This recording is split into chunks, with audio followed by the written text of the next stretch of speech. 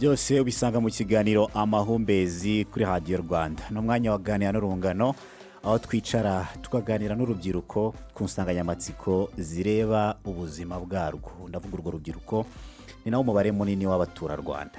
Bamwe rero iyo bari kuganira urungano iyo ruri kuganira bamwe baba bagira bati imbuga nkoranyambaga zoroshye itumanaho umuntu akabasha kuvugana n'abari hafi ndetse n'abari kure. Banemeza kandi ko zituma bitinya cyangwa banagira isoni mu bantu bamwe bazwi nka introverts muri bw'icyongereza biborohera kuvugisha abantu. Ariko kandi ku rundi ruhande abandi bavuga ko ibi bituma urukundo rukonja kuko bituma nubwo waba wavuganye n'umuntu mudahana amakuru ahagije nk'uko mwaba muri kumwe.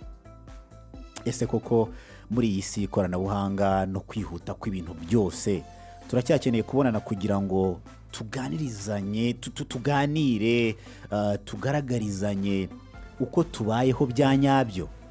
Ese ko umunyarwanda yaciye umugani ngo ifuni ibagara ubucuti n'akarenge, uyu mugani uracyafite agaciro muri iyi minsi cyane cyane muri iyi si ikoranabuhanga yiganjemo imbuga nkoranyambaga?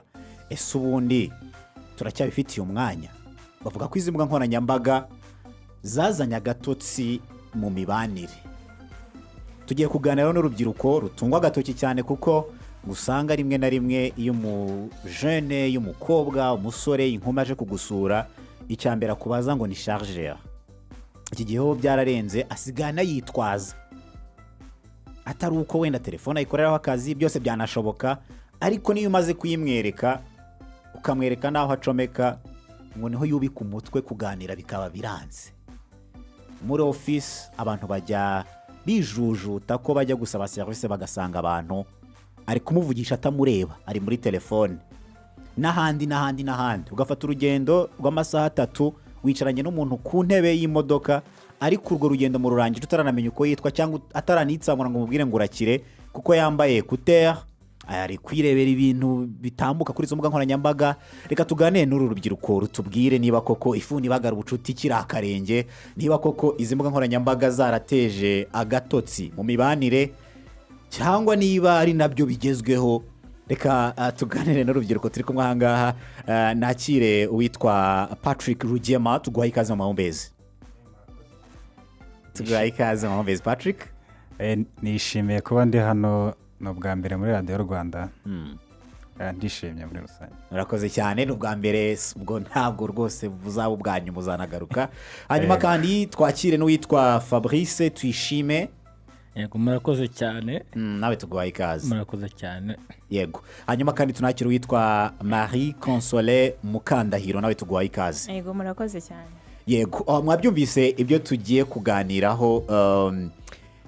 Mugiye kutubwira izi mbuga nkoranyambaga uzishyize ku munzani n'imibanire myiza, mwebwe muyibona gute? Aho muba, aho mugenda, aho mwiga, aho mukorera, aho mutuye? Duhere kuri Marie Consolée. Yego, izi mbuga nkoranyambaga rero njyewe ukuntu nzibona ibintu byarakomeye.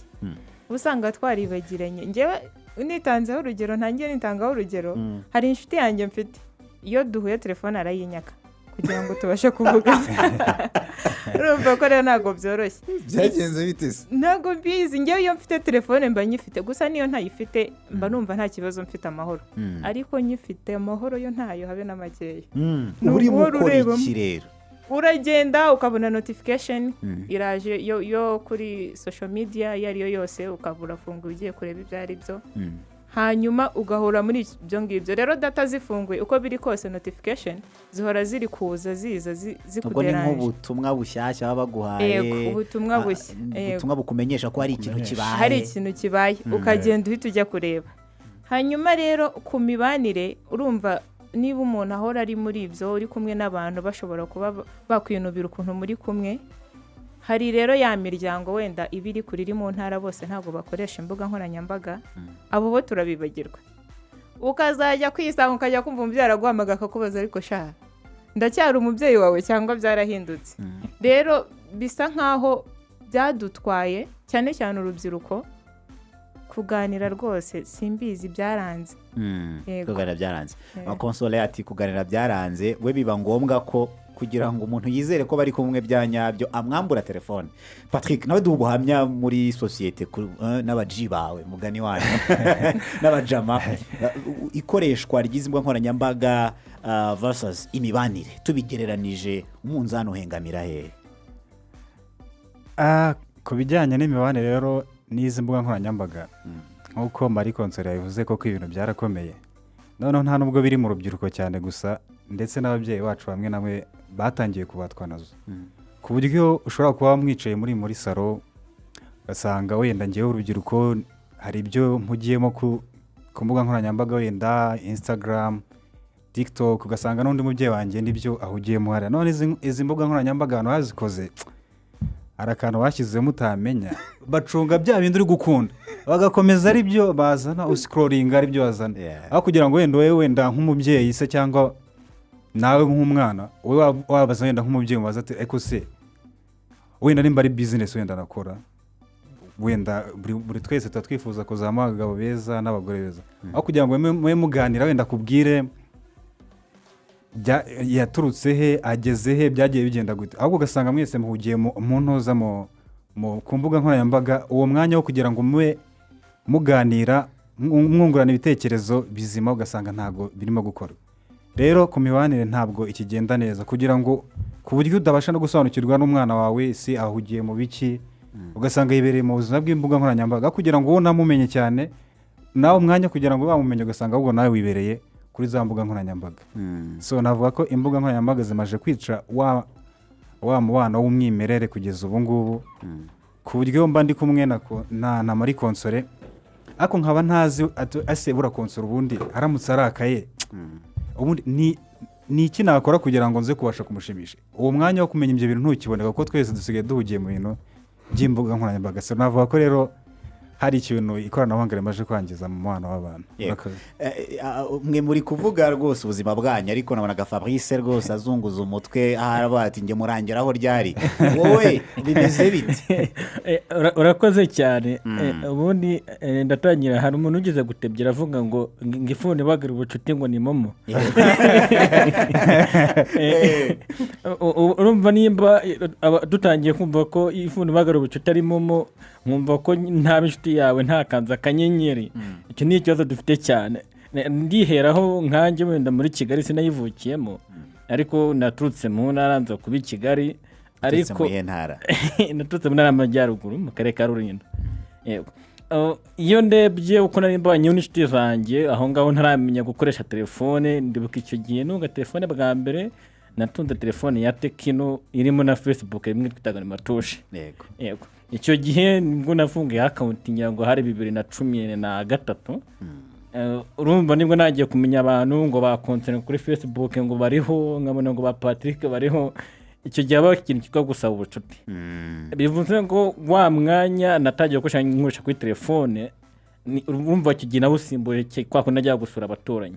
Muri iki gihe rero abajene navuga ngo ni n'abantu bose muri rusange, usigaye mva ko utajya kumenya amakuru y'umuntu utagiye kumureba, aho guhita umuhamagara ukavuga ati ariko amakuru yawe imeze gute, abajene bavuga ngo wagwani ko nakubuze murakomeye, ubundi akakubwira ati sawa ntumujyana umve ko narumeze tayari ka birarangiye.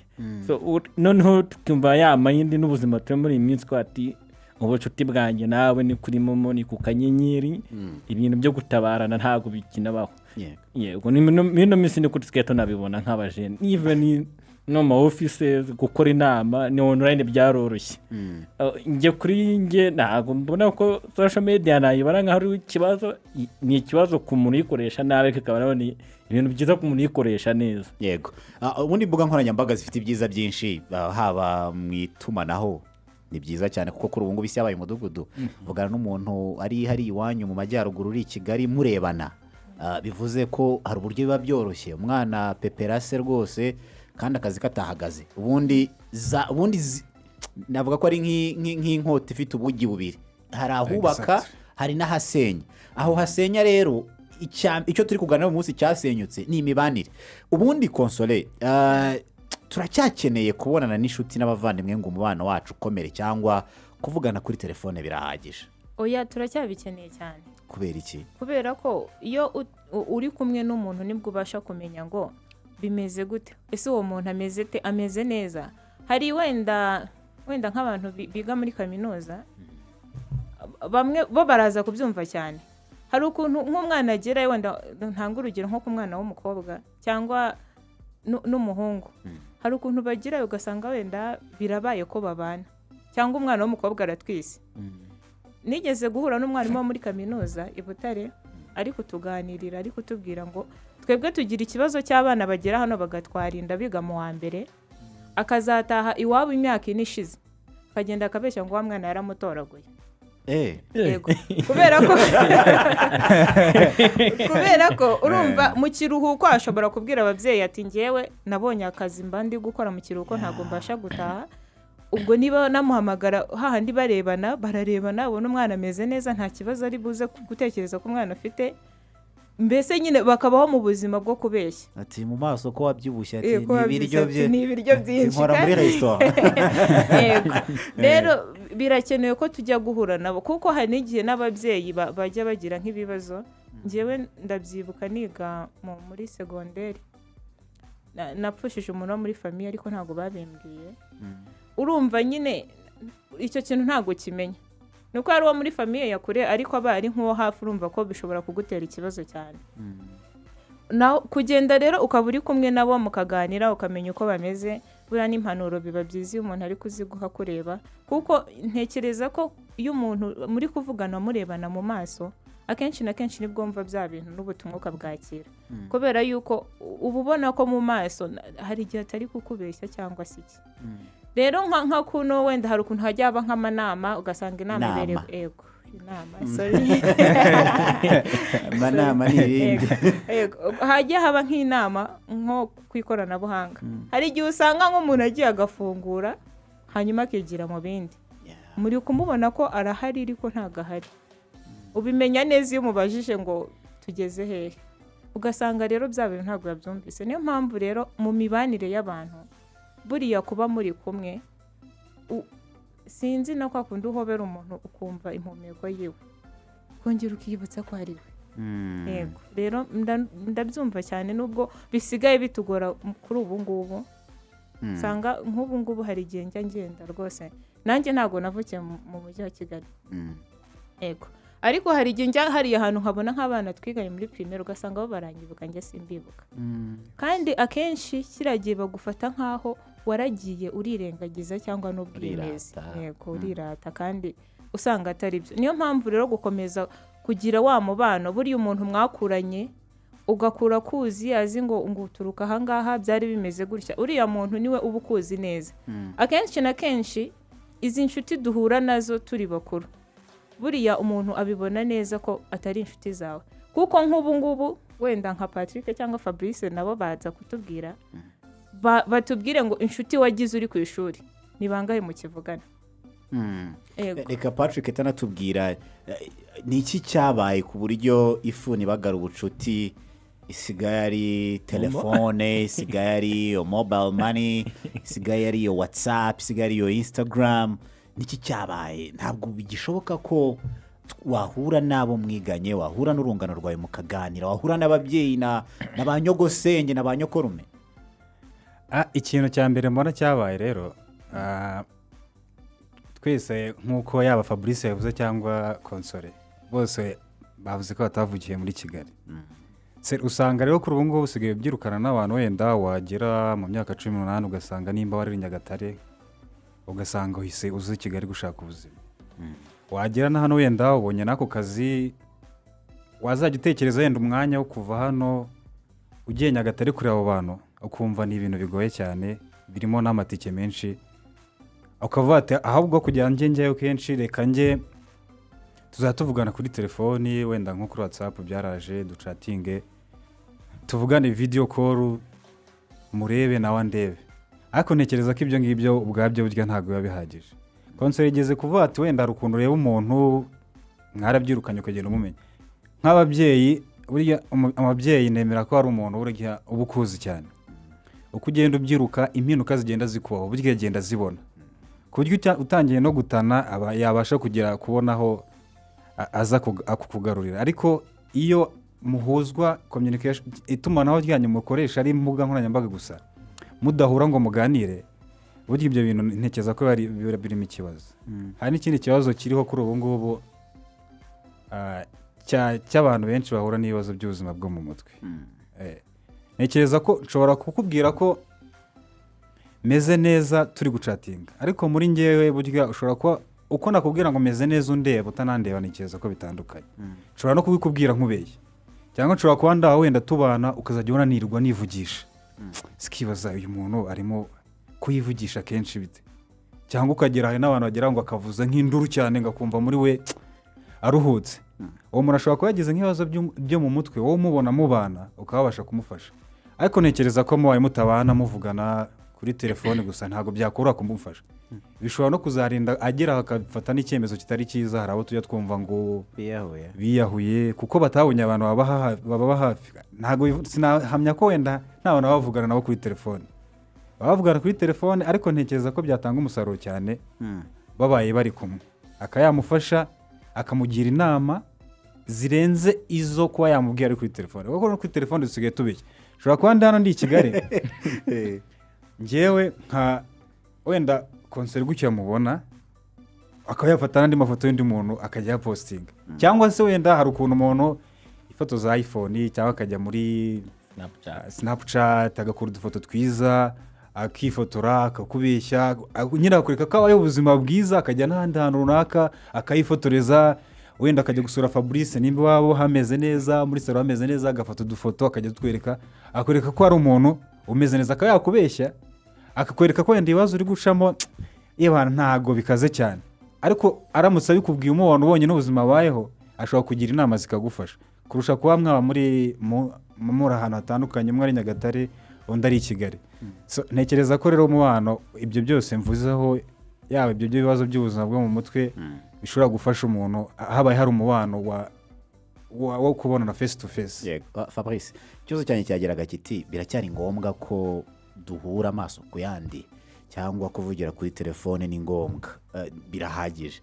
Konsore waduhaye urugero banza twese tutatekerezaga rw'uko umunyeshuri rwose ashobora kujya kwiga muri kaminuza akahavana bachelor's degree ariko afite n'umwana, uwo mwana atazi sekuru na nyirakuru kuko yaravutse, igihe cyo kujyamo yagiyemo mu nda, aravuka ararerwa imyaka 4, umukobwa arwana intambara yo kwiga narera, asubira iwabo ajyanye ukuze.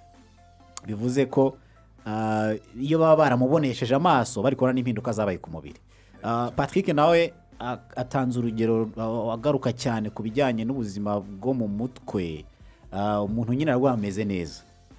Bivuze ko kuvugira kuri telefone byabaye nk'inzira y'ubusamo yo guharura yo guha umwanya ikinyoma.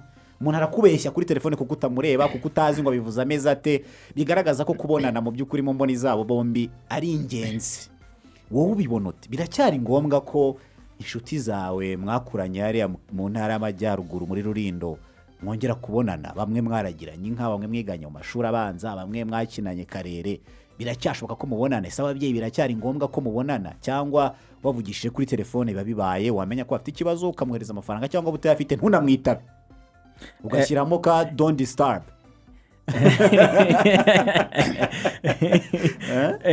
urakoze cyane. Ubundi ngiye kuri ngewe muri iki gihe navuga ngo si ngombwa ko duhura bitewe n'ubuzima turimo. Utigute kubera ko konse yavuze ngo ushaka kuba uje i Kigali uje gushakisha amafaranga n'ubuzima, ariko suppose ko hari umujene hano wenda muri Kigali wenda arahembwa 100,000. Mu by'ukuri umuntu uhembwa 100,000 ku kwezi, ngo mfatiye wenda kuri average wenda y'urubyiruko, umuntu uhembwa 100,000 najye gusura mushiki we arategesha 3,000, najye gusura murumuna we mukuru we, urumva byaga byakona kugenda imbokoboko. So niho handi havuga ngo ifuni bagara ubucuti ni momo, nkuko natangiye mbivuga. Numva wa muntu bwa buzima abayemo n'ibyo ari bukoresha hanze dukunda kwita ngo na amadepanse, urasanga bimurimita ko yajya guhura na ba bantu. kuri njye rero muri iki gihe ntabwo biri ngombwa kujya guhura n'umuntu kugira ngo umwereke ko nyiri Fabrice kuko nimba twarabanye tuziranye nzaguhamagara bwate ni Fabrice ni muri Kigali nishaka nzakubeshye cyangwa ubwiza ukuri ngani rwose ibintu bimeze neza cyangwa binameze nabi. Birakenewe ko muri ubuzima ni turi kujya mu isi ya digitale. Yego. Ku ruhande rumwe njye mbibonamo nka hari ubushobozi buke cyangwa ubuzima tubayemo budukomereye muri ino minsi. Njye numva ko kuri njyewe gukoresha social media birahagije kurusha uko wajya kureba umuntu ngo buri munsi ko na depense biriyongera. Njye nuko mbyumva njyewe. Ariko se Fabrice kakwaza akantu gato, hari nk'ibintu bisigaye ntavuga so bigezweho nabyo ntavuga ko ari byiza, aho umuntu asigaye agira n'ibyago nkuko ari kubivuga ngo ifuni bagara ubucuti ni momo, aho kugira ngo umuntu agende ajye kureba abe hafi umuntu agize ibyago agakoresha momo yakamwohereza ibihumbi 5 cyangwa 10 akumva ko bihagije.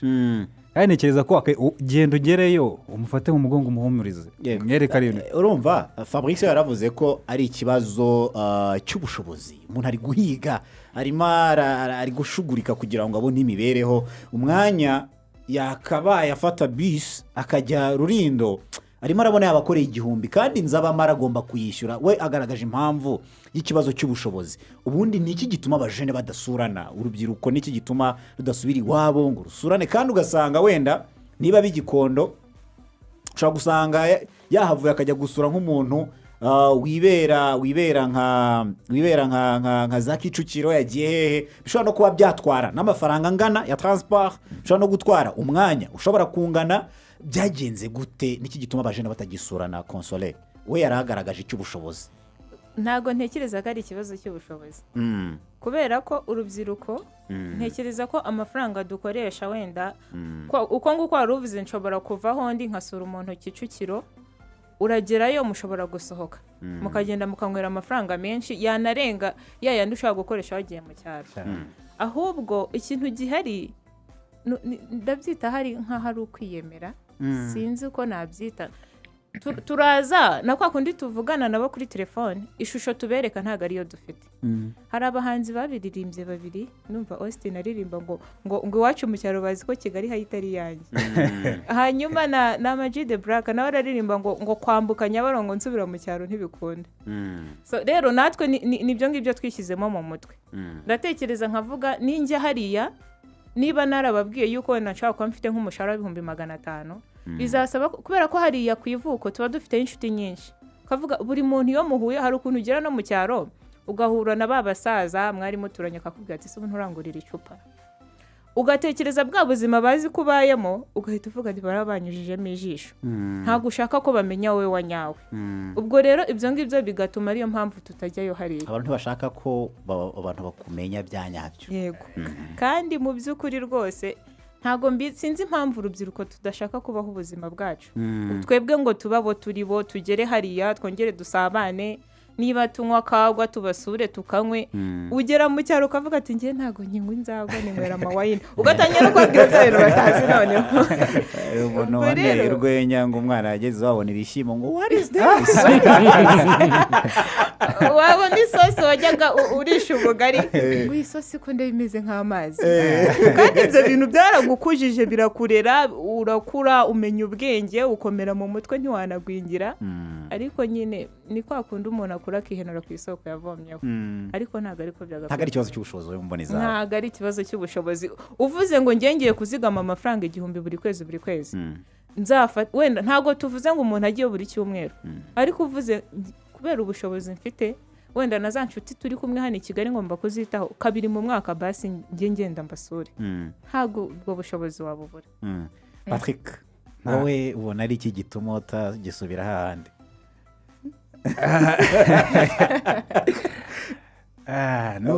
Unabivuga yanje nahari muri rusange kurikije abandi bajene uko ikibona kibitera kuki mudakunda gusurana. Erega ubanza namwe ubwanya ahubwo mutanasurana. Natwe hagati yacu si n'ikibazo cyo kuba utasubira mu cyaro cyangwa no gusura abo mufitanye isano y'amaraso mu muryango, namwe ubwanyu ugasanga umuntu nyine murabana ariko mutandukanira aho ategera moto. Niki gituma urubyiruko rubaho mu buzima bufunganye? wenda kamere nko ku cyo Fabrice yaravuze mu kanya cy'ubushobozi. Ntekereza ko ubushobozi bwo ntabwo bushobora kuba ikibazo kuko hari ibintu bigezweho by'amahawuzi pati. Ari amafaranga bakorekitinga buri muntu akagenda atanga umusanzu we bakajya ahantu runaka wenda muri wikendi. Hari abantu benshi usanga muri wikendi badafite imirimo ugasanga ahubwo bakoze icyo bita hawuzi pati. Yarago n'ababyeyi rimwe na rimwe hari igihe bajya batamenya aho tugiye abeshya wenda ati ngiye gusura nka Fabrice mama nzagaruka wenda ku cyumweru wenda Fabrice nta nubwo bazi n'uwo ari we neza tukajyayo tukajya muri iyo hawuzi pati tukanywa tugasinda tugakora n'ibindi bintu navuga bidashimishije. Rero ku bijyanye no kuba abantu batagisurana ni ikoranabuhanga ryaje nyine umuntu akumva ko navuganye na muzehe uri aho mu cyaro namwoherejeyo kugura umuti w'inka se cyangwa namwohereje imbuto ndumva ibyo bihagije. Ariko navuga ko n'abantu twabaye abanebwe. Ntekereza ko nk'umuntu uba udafite akazi muri wikendi wenda uvuze ati reka kuwa gatandatu reka njye wenda gusura masenge se cyangwa data wanjye uri i Muhanga. Ntekereza ko wajyayo ukamusura kandi ibyo bintu byagira umumaro kuruta kuba mwavugana kuri telefone ukamubwira uko ubuzima bumeze se i Kigali nawe akagira izindi nama yakugira waza se amafaranga urayakorera nibyo se ese uratekereza iki urugeze kuko kenshi iyo wigumiye kuri izi social media ukigumana n'urungano rugenzi rwawe umuntu ashobora kugenda abantu bagenda postinga ibintu byinshi ku mbuga nkoranyambaga bitandukanye ugasanga atangiye kuba ikintu cyo kwigereranya. Kwigereranya akavuga se Karemera kameze kuriya se ngiye kumeze gutya ko tungana aseka afite imodoka sometimes ugasanga nta niyo afite wenda niyo yifotoreje ariko wenda yarabinyemeje kuko tujya tudahura face to face ngo wenda menye ko ibyo yenda ari byo. Ugasanga aho kwigereranya bikaba byantera n'ikibazo muri ngewe nkatangira kwibaza se ko mfite imyaka uriya nawe akayifite akaba wenda afite iriya nzu se yambara neza kundusha se asohokera ahantu hahenze kundusha nyamara ubu ngewe sinasigaye kuko sinatakaje igihe cyanjye mu bintu bitari bifite umumaro. Sometimes ugasanga ibyo bintu nyine ni ukubeshya nta nubwo ari byo ariko ubaye ibonana n'umuntu umusura nyine umenya ubuzima abayemo kuko nk'ubu ngubu navuga ko muri iki gihe cy'ikoranabuhanga ibintu bita kuvuga ngo kwigira ku muntu biragoye kuko ntago wizera nk'ibyo yavuga konsole hari ukuntu nawe adashaka kwerekana uko bari. Rero umuntu utazi nakwiyereka uko atari ugashaka kujya kumwigiraho ushobora kuzayoba nimba kweretse ko wenda yambara neza bihenze nawe ugashaka kumera nkawe wenda sometimes ugasanga yaba yanabitiye bizatuma utakaza amafaranga y'ubusa mu bintu bitari bifite akamaro kandi mu gihe iyaba umusura umubona wamenya ubuzima abayeho nakubeshya nakwirarira. Nuko mbyumva nuko nguko byumva mwese ndikumva rwose muri mu murongo umwe gusa Fabrice bavuga ko rwose buriya ngo atari na ngombwa rwose aba urubyiruko rubyumva nkawe rwabikora gute kugira ngo rusigasire umubano ntibabe wild ntibabe nk'abantu b'ishyamba abeho yego ubwo buzima bwe aka gakoresho kitwa telefone kamufasha ariko ntiyibagirane ku buryo atajya ku cyaro ngo asange yarakumbuwe bigeraho aranibagirana ubwo wabijera gute? nk'uko nahoze mbivuga kare ifuni bagura ubucuti ni momo muri iki gihe nkeka ko umuntu wabaye mwohereza momo buri kwezi ntabwo yakwibagirwa ayo mafaranga arabaye.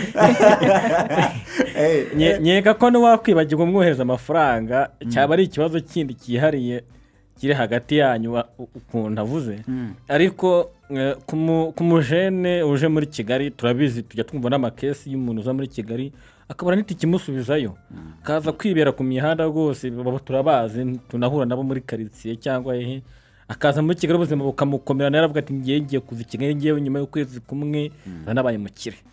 Nibyo njye nahoze mvuga ati kuba umujene kugira ngo asubireyo cyangwa kuri bwa buzima tubayemo, ikintu cya mbere ni ukumenya uwo uriwe.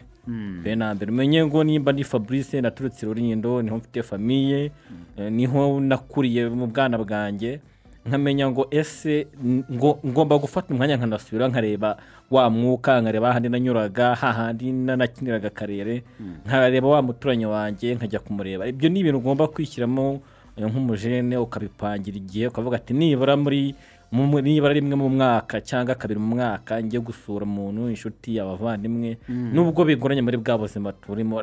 Kwitwaza mu biragoye nyine wagira ngo ni nk'igisasu. Ntabwo biragoye n'ubuzima turimo, nubwo wenda bagenzi banjye babivugaga, ariko nubwo turicaranye hano tubwizanye ukuri, hano mu mwaka usuye abantu inshuro zingahe mu cyaro hariya, wenda simvuze ngo ni hehe simavuze, nawe nkeka ko yisuzumye nawe yasaga kari gake bitewe n'ubwo ajya, ariko ikaba ari gake bitewe n'ahantu ugomba gusura. Ariko Fabrice ari kuvuga, Fabrice ari kwitwara nk'umuntu umwanya we wose akoramo ibintu by'umumaro. Niko bimeze Fabrice. Ntabwo mvuze ko buri gihe cyose mba dukora ibintu by'umumaro, wenda ngereka ngo ntabwo wenda Rulindo si kure cyane kugira n'amafaranga 500. Harimo n'abantu bakora i Kigali batahaye, biterwa n'akazi. None se ubwo urambwira ko byagoranye wenda ngira byemera kuko social media zakuyeho umubano, ndabinabibona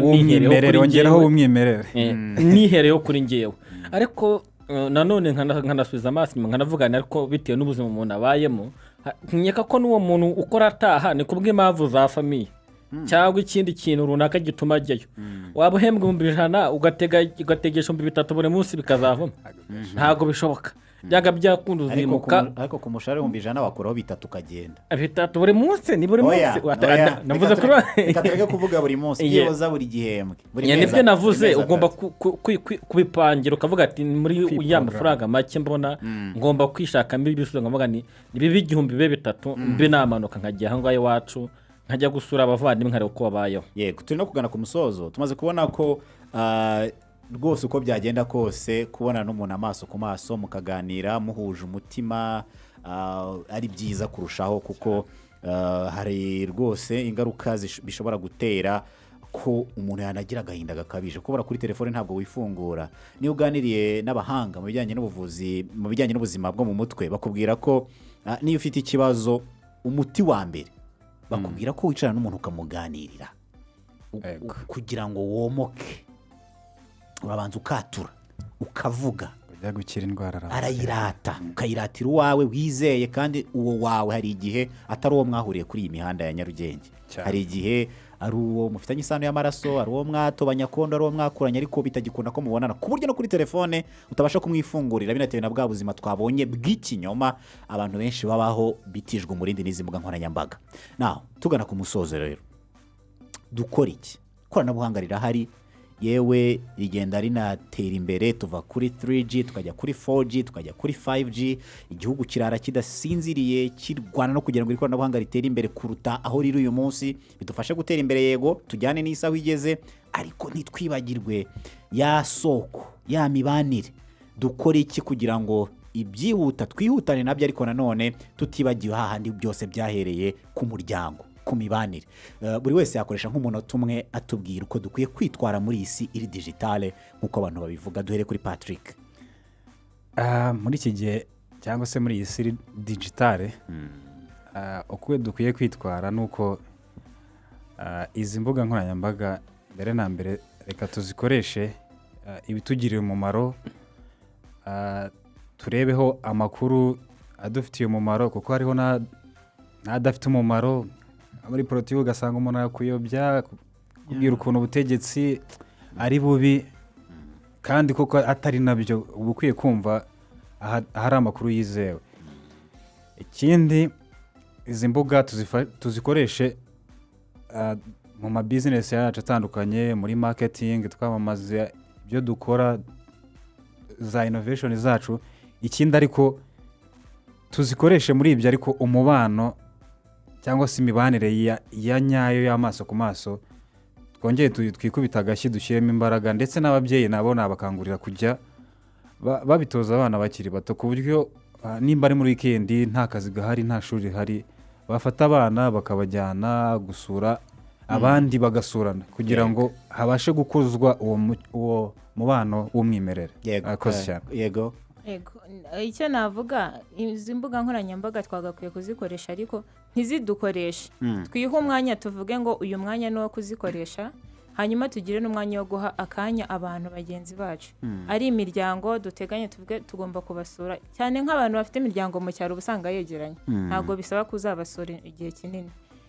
Rero tukazikoresha neza cyane cyane mbwira n'urubyiruko tukazikoresha mu buryo bwo kugira ngo turwane ku gihugu cyacu kuko hari abakirwanya kandi nitwe twakabaye tuhari. Ikindi reka nisubiriza abantu b'imuhondo nabo muri Gakenke ndabizi ko barankumbuye ariko nzabasura vuba. Mwese ndikumva iwanyu ari na hafi ya Kigali pe. Hafi ya Kigali. Ntawe i Rusizi turi kumwe. Turi kumwe rwose. Yego Fabrice. Murakoze. Inama natanga nuko imbuga nkoranyambaga tukwiye kuzigenera igihe tugomba kuzikoreshereza. Ntitube imbata y'imbuga nkoranyambaga, ahubwo tumenye igihe tugomba gukoresha social media zacu, tumenye no gusurana. Yego. Tunamenye naho tugomba gukura amakuru nyakuri ku mbuga nkoranyambaga. Urakoze cyane. Mugarutse kuri byinshi muvuze ko abakwiye kugira icyo bakora ari urungano twebwe ubwacu abazikoresha banaziriho cyane banazisobanukiwe, ubwo rugo n'urubyiruko. Reka ureke gukoreshwa nazo. Uyu munsi twarebaga cyane mu nguni y'imibanire, hari n'ibindi mwagiye muvugaho. Hari abazikoresha barwanya igihugu, hari abazikoresha basakaza ibintu mbona bihabanye n'umuco nyarwanda, ariko reka tuzikoreshe zireke kudukoresha. Aho ngaho hakuyemo ibintu byinshi cyane. Ikindi abantu bakuru, niba koko tuzi ko kera ku cyumweru wabaga ari umunsi wo kujyana abana gusura ba nyirasenge na ba nyirakuru na ba nyina wabo, reka uwo muco wongere ugaruke mu bitoza abana bakiri bato, bige gusurana, bige gukundana, bige kuganira, mwana ahambuke aho kugira ngo ajye gupostinga ibintu ku mbuga nkoranyambaga, ahubwo abiganirire mukuru we cyangwa nyirasenge mu rwego rwo gushaka igisubizo. Hanyuma kandi munabivuze neza nyine ni ahacu twese abato n'abakuru. Hari inkuru nigeze kubona ku gitangazamakuru igaragaza ko iyo wamaze kuba imbata bari bafashe amashusho y'abantu bitabiriye inama, buri wese ashyiraho ikiganza yitaba kuri telefone, undi ari kuri WhatsApp, undi ari kuri social media zindi, ku zindi mbuga nkoranyambaga. Noneho harimo n'uwabaye imbata gusa warebaga muri tableau ya telefone, harimo yizengurukiriza gusa asoma amazina y'abantu afitemo kandi naho bagiye kujya, bigaragaza ko ari igihe uba imbata ukagera ku kigero telefone yo gukoresha. Ubwo rero ku bijyanye n'imibanire twikubita agashyi, ifuni bagara ubucuti n'akarenge igihe byashobotse. Ntabwo ari buri munsi ntibyakunda bitewe n'uko turi mu isi y'umuvuduko yo gukora ngo twiteze imbere, ariko uwawe ntiwamuburira umwanya.